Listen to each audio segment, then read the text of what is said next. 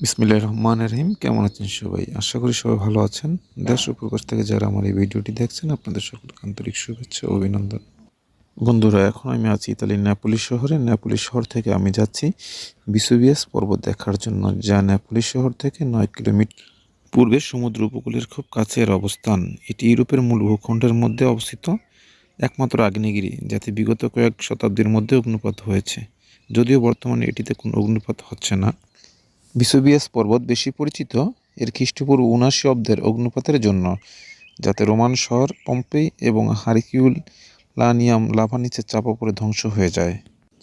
গাড়িতে বসে চারপাশে সুন্দর পরিবেশ ও মনমুগ্ধ পরিবেশ দেখতে দেখতে আমরা এগিয়ে চলছি সেই ভিসুভিয়াস পর্বতের দিকে। তাই দেখতে থাকুন চারপাশের মনোমুগ্ধকর পরিবেশ এবং সামনে দেখতে পাবেন সেই ভিসুভিয়াস পর্বতমালা।